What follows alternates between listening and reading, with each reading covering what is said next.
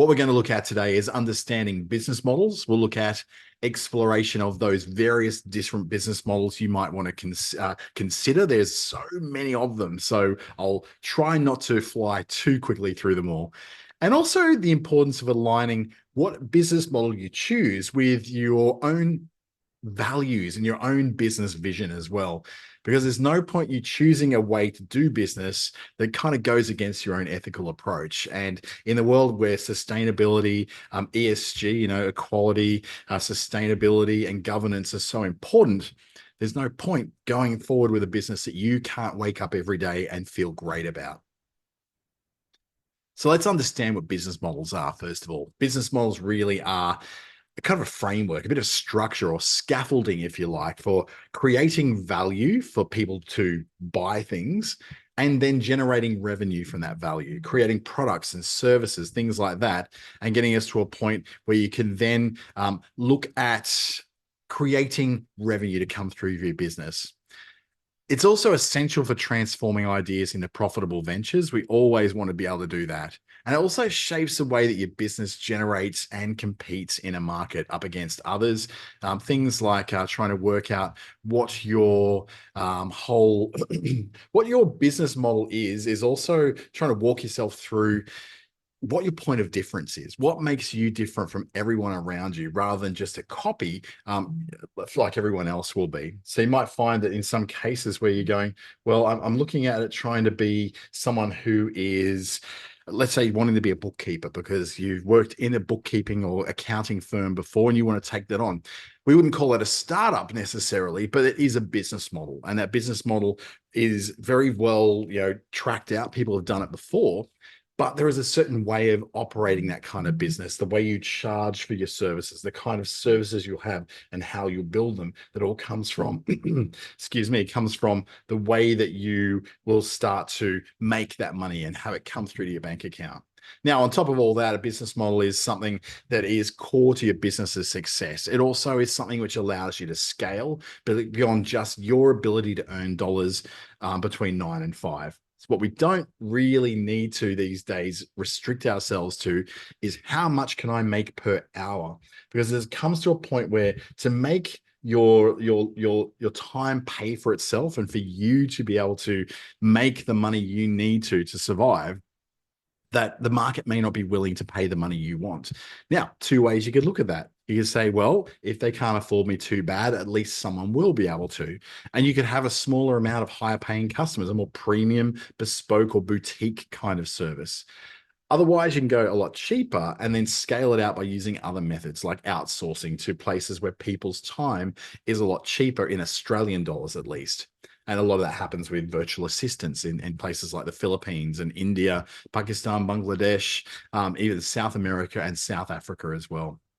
But your business model also determines how you're positioned in the market and how you can communicate what your competitive advantage is. Why should someone choose you? And it also influences investor decisions around the opportunity to be funded, particularly if something you want to do requires a lot of capital to start with. But say perhaps you're trying to stock a whole lot of stock in a warehouse that you want to sell from there, or if you're trying to grow a business that's maybe a restaurant and you need a premises and a fit out and furniture and commercial kitchen and all that. Your business model will determine how people invest in you, or in the case of a bank, how they loan to you, how they manage the debt that you'll hold in that business. It's important to have a business model, though, because it's what drives how sustainable your business is. And I'm not talking about the full scale of sustainability here. I'm just at the moment talking about viability. So the economic viability of your long-term growth. And you may not want to grow infinitely beyond just yourself or maybe yourself and two other people. That's fine, but you still need to be sustainable. You need to have a business model that supports the idea that your business is not just around this year, but also around for 2025 and 2026 and 2027, something that's going to give you something to live on for quite a long time. It also needs to be there so you can adapt to market changes and the need and the trends that customers follow. no one, would have thought that 20 years ago that we'd be paying all of these subscriptions for things, but the technology has allowed for it now that we, instead of paying $90 to one cable TV provider and going, well, that's expensive, but very necessary, we now pay equivalent about $90 for all these streaming services instead, from YouTube to Netflix to Spotify to whatever you use and pay for to avoid having ads coming through to you. It also guides your planning and your decision-making processes. If you have a very specific business model, then that business model will dictate how you plan things, how you'll make decisions around your business. Because if you don't have at least one business model, now you can have multiple ones and you can expand out and change that as you grow. But most of us are going to have one major business model. Then you don't know what you're planning for because you don't know how you're going to get your revenue. It's important to have one. I've already had a look at that. Sorry. So let's look at the components of what business models have. What do they have as part of them? And the first things they do have is a value proposition. I'll explain more about that shortly. Customer segments, a specific type of customer you go for. Sales channels. Are you selling through Facebook groups? Are you selling through television, radio, word of mouth, networking events? Are you looking at revenue streams? Are you going to have one source of revenue, people paying you for your time? Or are you going to have subscriptions? Are you going to have a membership base where they pay you every 3, 6, 12 months in advance to be part of something you're doing? Look at what your key resources are, your key markets, where you're going to sell this into. If you're a bookkeeper, whilst it really is, it is possible to work from anywhere in the world and serve anyone, the reality is you're dealing with people's money, and people generally prefer to see someone in person, at least at the beginning of that relationship. And then maybe they'll go to Zoom calls and Teams calls and stuff. And then have a cost structure. How are you going to handle how you pay for things? How are you going to handle how you'll be able to handle the increasing inflation when it comes to the cost of people and electricity and air conditioning and all the things you have to do as part of your business, particularly if you're selling a physical product, storage costs, all that. How do you handle all that? And all these form part of what we call a business model canvas. It looks a bit like this. This is a very stylized version of it, but the business model canvas, we won't go through here tonight, but it is actually a really fun exercise where you can lay out all of this in a physical canvas or on a computer if you like, where you identify all those things we just looked at. Who are the key partners that help make this happen? Who are your suppliers? Who are the people that supply the software that you're using? What are the things that you do when it comes to this? Do you have to manufacture something, knit something, pack something, post something? The key resources you have. Do you have people? Do you have a computer? Do you have a shop front? Do you have a home office you can work from? And then we move over to the value propositions. And what we're really wanting to do is understand how your product, your value proposition, relates to different customer segments and the ones that you want to sell to. Is it going to be to women between 35 and 45? Is it going to be to young men who are primarily football players?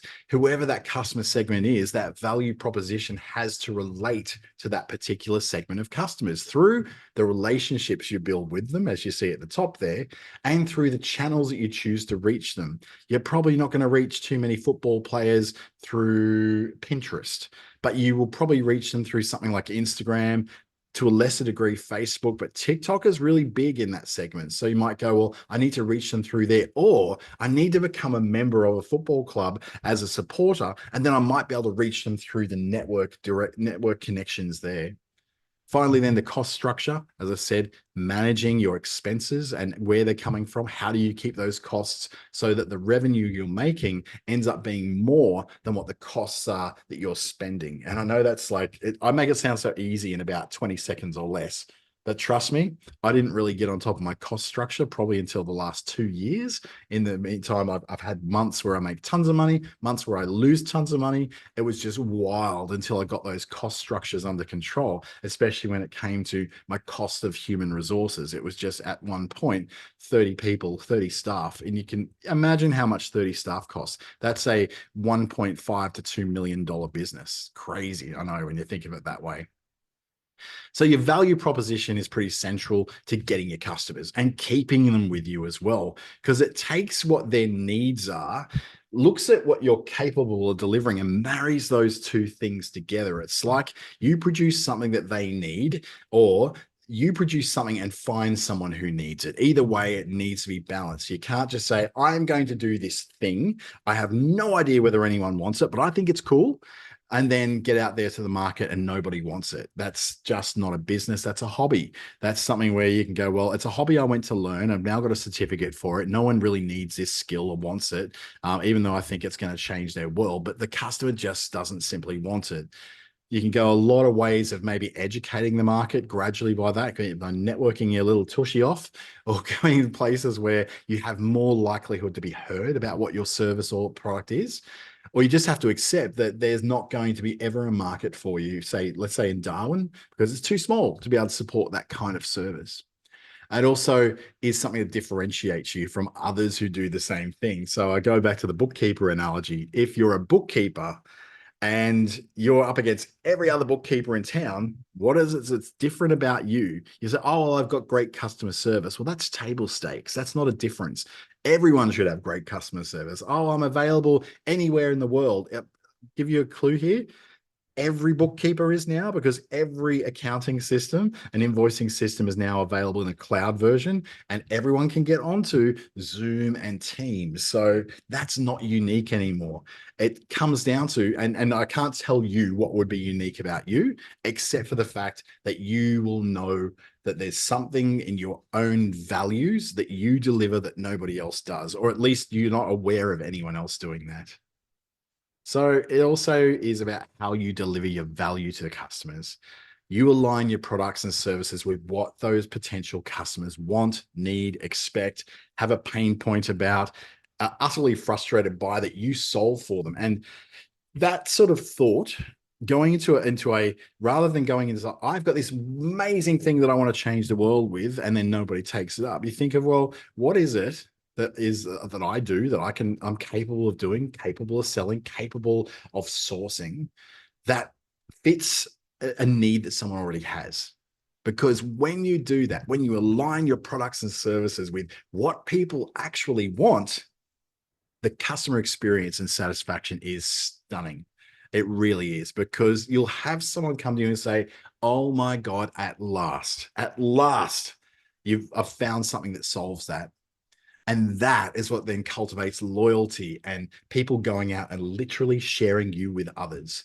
And they become these little evangelists for you, going around their social circle and telling everyone about how wonderful you are, or how wonderful your service is, or again, how wonderful your product is and how it's changed their life. They use Google reviews and Facebook reviews, and they go to TripAdvisor and put reviews in there to tell everybody they possibly can who wants to hear it about how good you are.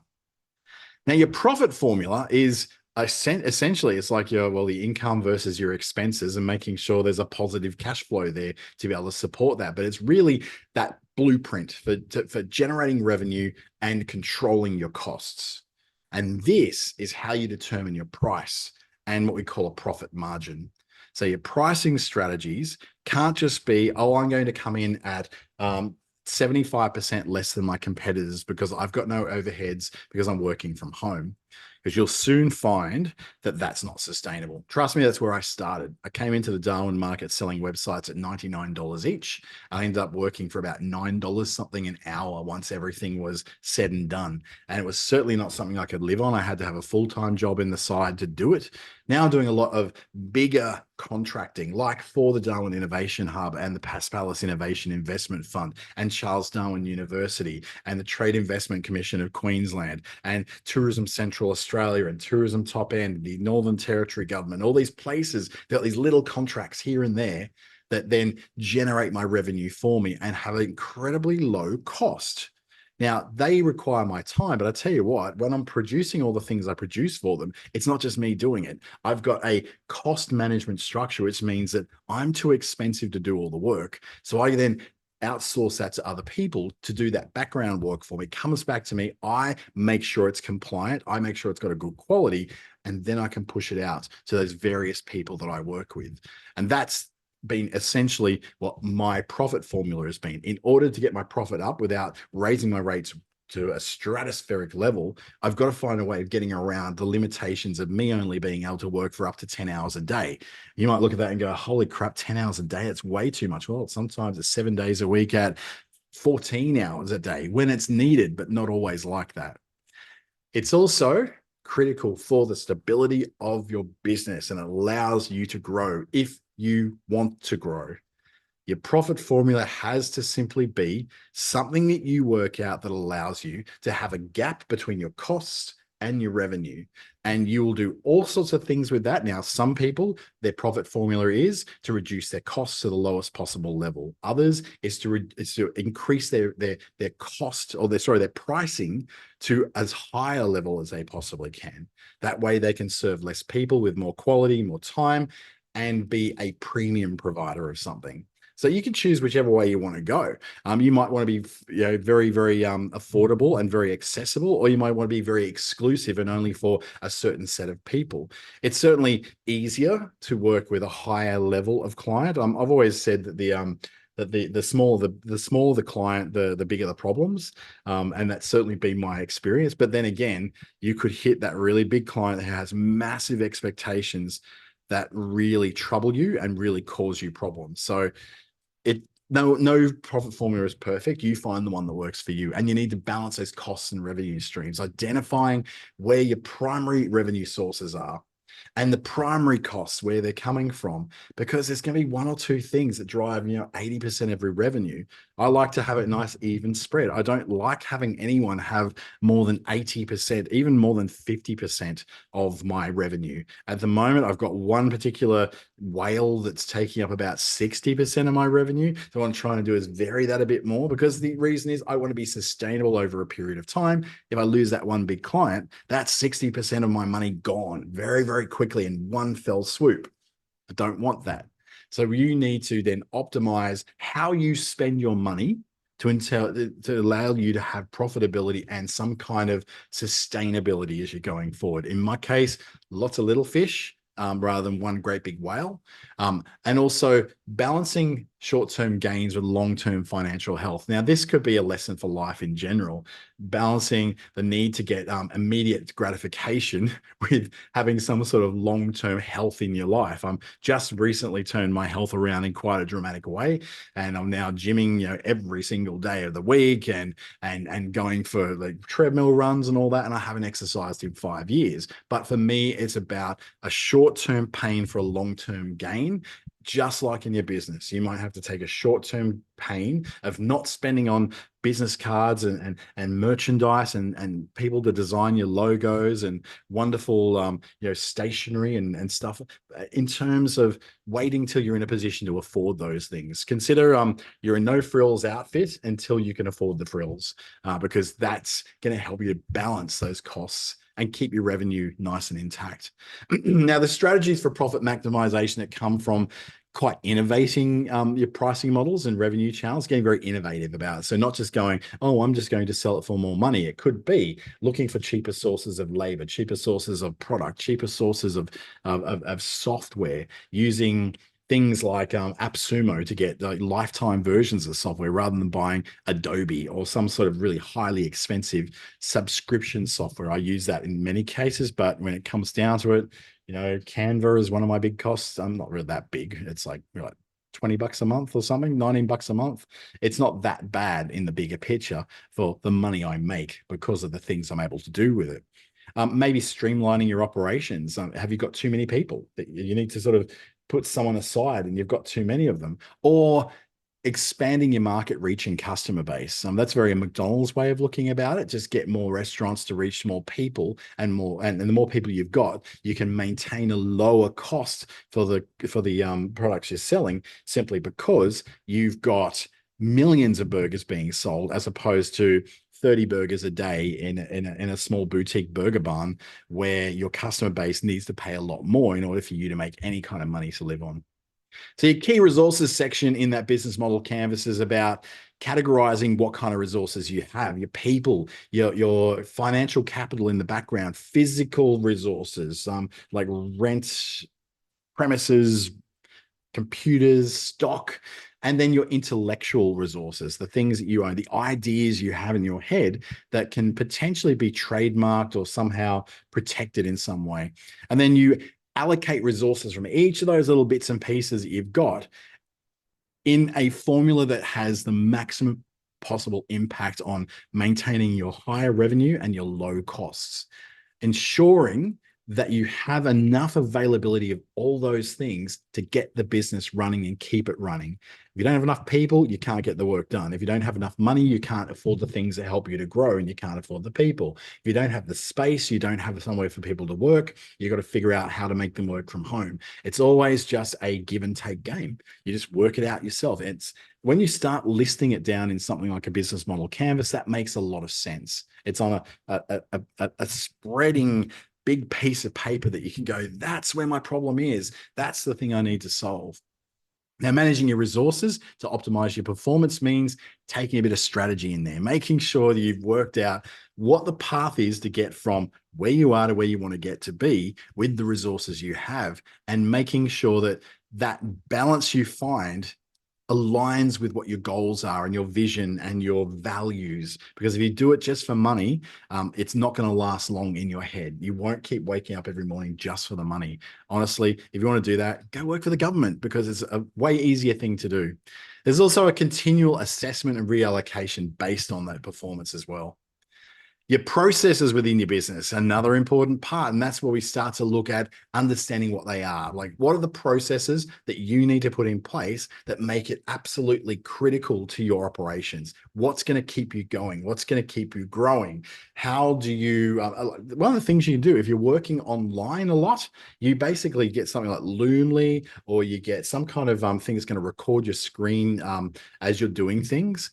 Even doing it on something like Zoom, just recording it into Zoom is a great way of just putting down your business resources. And there's a lot of AI tools now that you can plug into something like Zoom, which will actually follow what you're doing on screen. And it will say, first do this, second do this. It actually interprets what you're doing, knows what apps you've been into, knows whether you've gone here or gone there, entered this or entered that, and then records that on a flow chart and a process for you. I can't remember the name of it, but it is bloody brilliant. And I'm hoping to find it and use it again myself. And then making sure your processes work for your customers, because if you've got processes which are so tight that you can't really move one way or another, you get the problem. McDonald's gets that problem because their staff are taught in a very scripted way of how to do things. The minute you say something that's off that's off the menu, or it's a variation, they kind of lose it and they go, oh, I don't know what to do here. I need to get a manager. Where you want to make sure that those business processes don't break down your customer experience, and having some improvement for that sort of stuff, continually improving your operational excellence. So you make sure that where you find the holes in your processes, you plug them up. You might have a production process, a quality control process, a sales process, a delivery process, or a customer service process. You have all of these different processes in your business. If you can document them, put them down in some sort of way that people can see what you're doing, it makes life so much easier. And then use methodologies like Lean to be able to streamline them. So you want to use technology, for instance, ChatGPT, AI. Use the tools that you can get hold of that help to make those processes so much easier to follow. So what are some of the business model examples we're looking at? Well, there's a lot of them to consider. I won't lie to you. Let's see. Before we explore them all, make sure you pick one that's right for you, right for your customers, right for your values. Try to avoid just going with what's trendy right now, because that's not going to be helpful for you at all. Different models suit different industries. So you're always going to have this problem where you're thinking, oh, should I do this? Should I not do this? Is this going to cause me problems? Or is this going to be something which I can do without it being a big problem? So just make sure you do the right thing for yourself and your customers, and you won't go wrong. Now, the types of business models we're looking at start with the subscription-based model. Netflix, pretty good example of that. And pretty much everything we do online is through recurring payments, right? Netflix has a streaming services model, which is based upon a monthly subscription. The benefits are that you can predict what income is coming in, and you tend to keep people for a certain amount of time, simply because it's nothing they have to pay up front. And even if they do pay up front, which you can do for a year's worth with Netflix, you're there for a year. They don't have to keep chasing you. So by having some kind of subscription-based model, you got a bit of money coming in every single month. Really good model. Then there's the freemium model where you add a free basic service and then have premium offerings. A lot of apps do this. Apps on your phone, they'll give you the free game. And then if you want to get extra jewels or extra legendary objects, well, then you might have to pay a little bit to get that. Another premium offering will be Canva. Canva gives you a free version, which is limited. You want the rest of the stuff, then you need to go with the premium offering. Spotify's free music streaming is an example of that. They've got an ad-free premium option that you can then pay for. If you don't want to be able to, if you don't want to hear the same ad 3, 4, 5, 17 times an hour, you get a big user base, incremental revenue from upgrades, and you can always sort of have extra things you upgrade with as well. The direct sales model is more like Avon, think it like that, right? Or Tesla. Tesla's a really good example of that. They don't have dealerships. They sell cars directly to customers. They're one of the few car manufacturers who people will buy a car without ever having driven it. They will have no idea what it feels like, looks like, and drives like. They just trust that it's okay because it's a Tesla.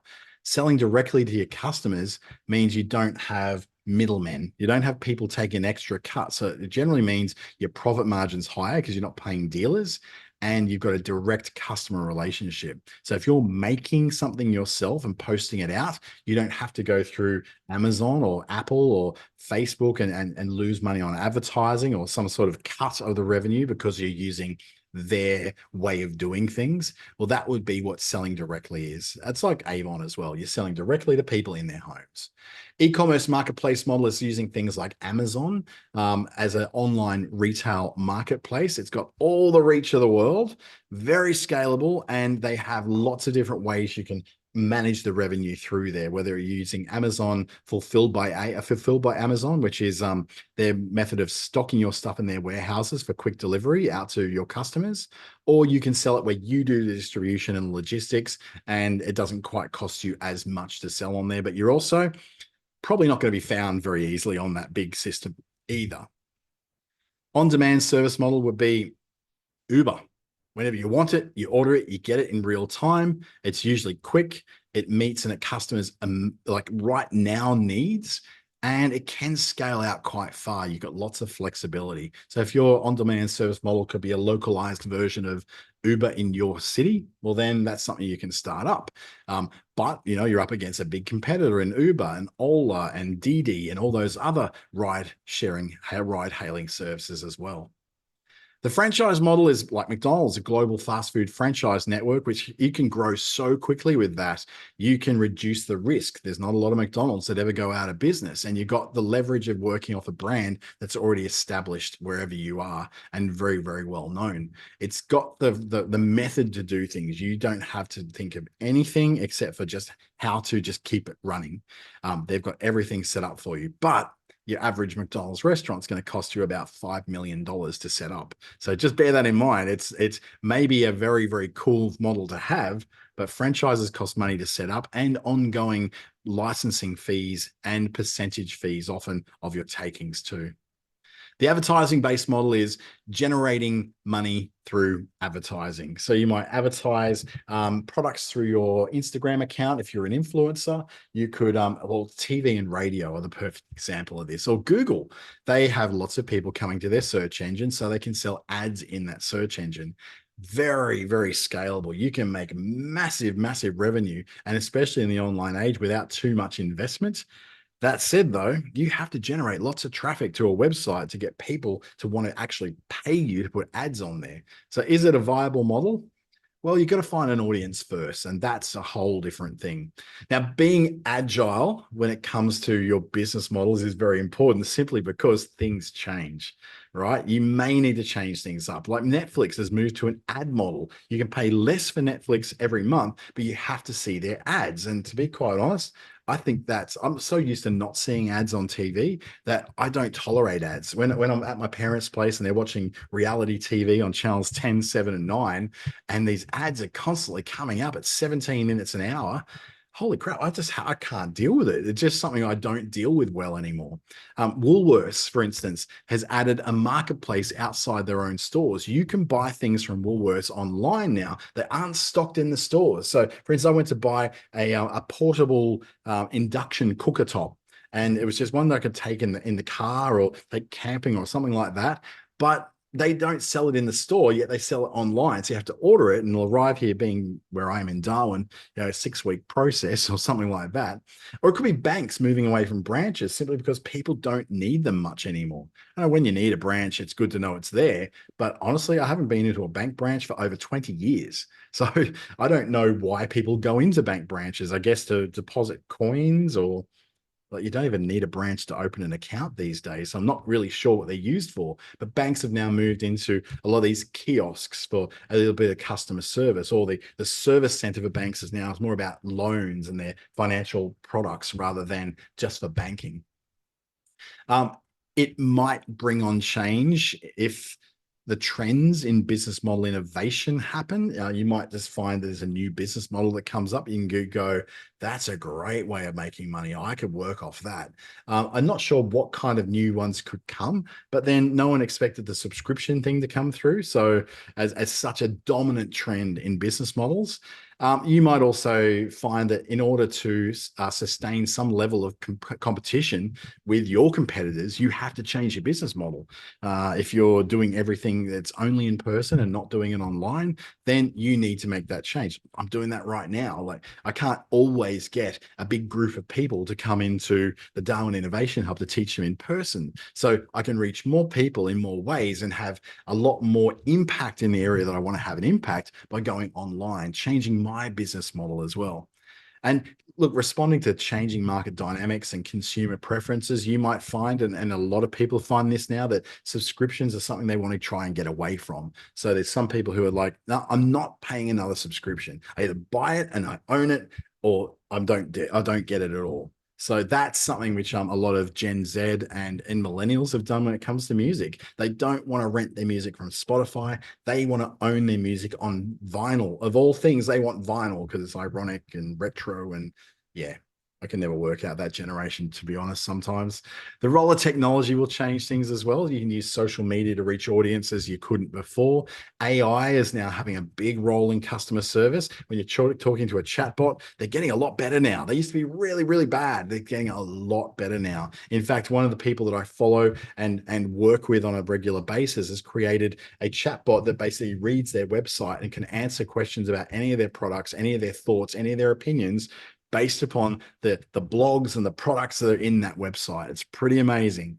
And personalization through customer relationship management systems and email systems, and making sure that you can reach people in a more personal way, not just sending them off a newsletter, but depending on the segment of customer they are, they'll get a specific and very tailored thing for themselves. That once upon a time would mean we'd have to write 15 different newsletters. Now it might be AI that helps you write 15 different newsletters based upon the one newsletter that you originally wrote.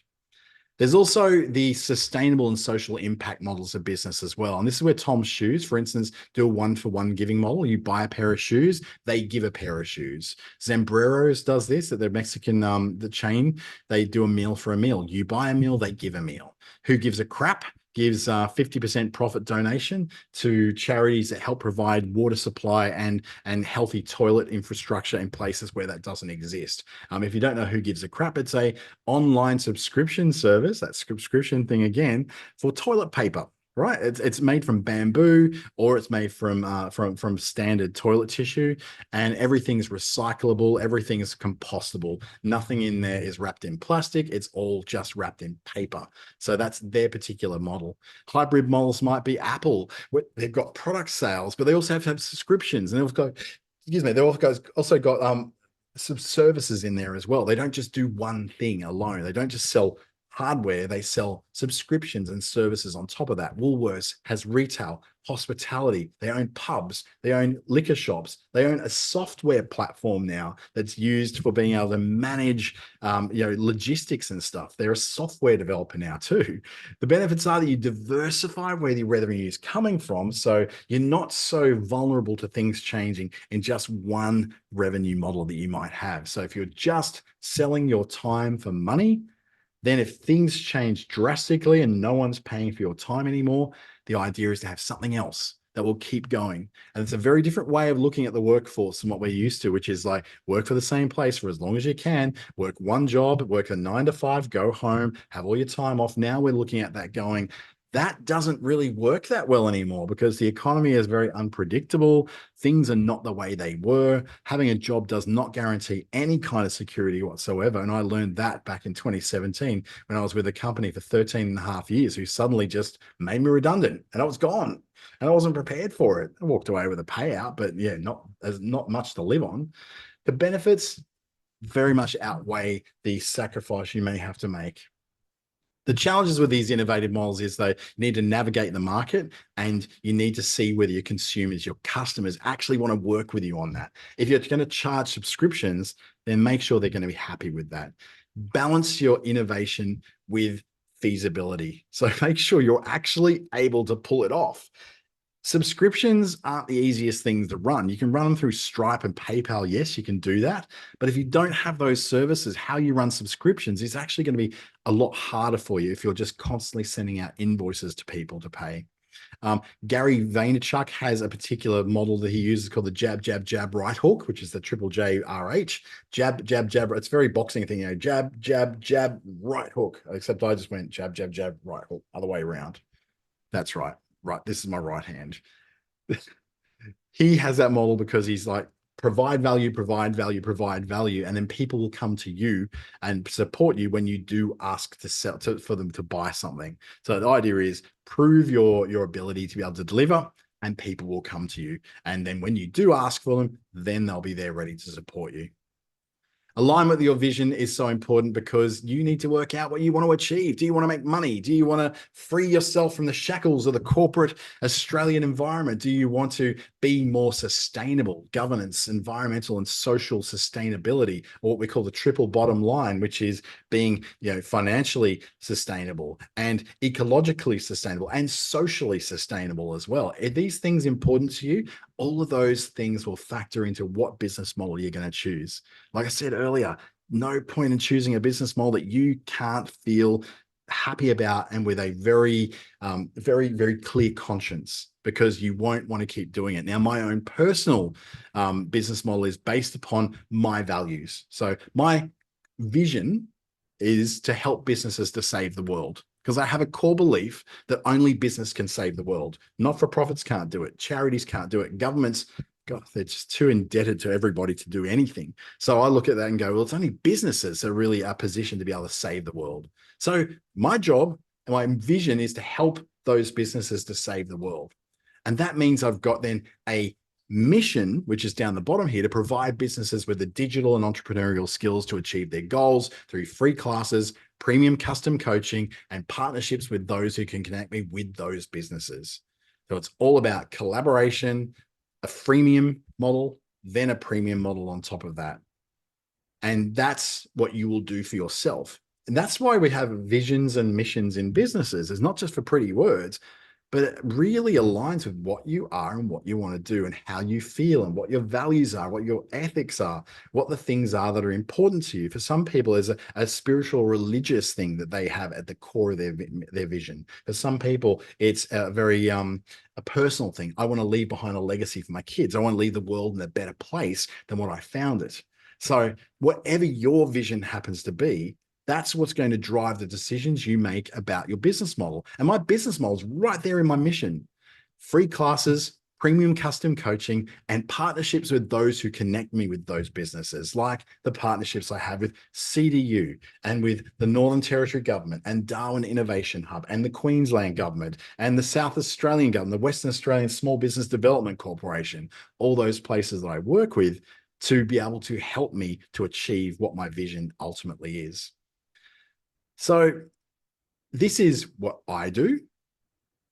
I have an audience level of what I do, which is contracting with existing projects, providing free basic classes supported by others. So others are paying for it, government, or in my case, sometimes CDU or the Darwin Innovation Hub, and are providing one-to-one coaching supported by others, where it's being paid for by someone else to be able to do those things for free. And then I have who my customer is. So my audience are all those people. My customer is the person who books my private sessions, the person who books my private one-to-one coaching, the people who come to my advanced classes, or they buy my premium online services like LinkedIn ghostwriting and that kind of stuff. So that's my business model. You'll work out yours in a similar way. Think about who your audience is and who your customer is. Your audience could be on Instagram and they're great people and they comment on all your stuff and they're fantastic and they're fun and they're very, very chirpy and very perky, but they're not buying a thing from you. Your customer is buying stuff from you. They're actually paying for you to be spending the time building your audience. And you've got to have both, because audience can become customers and customers can become audience, but ultimately it's all paid for by someone, either the customer, or in my case, where I contract to existing projects that other people are running, and then that's helping to fund what I'm trying to do. So how about you? What will be your particular business model? How are you going to work it out? How are you going to make this work?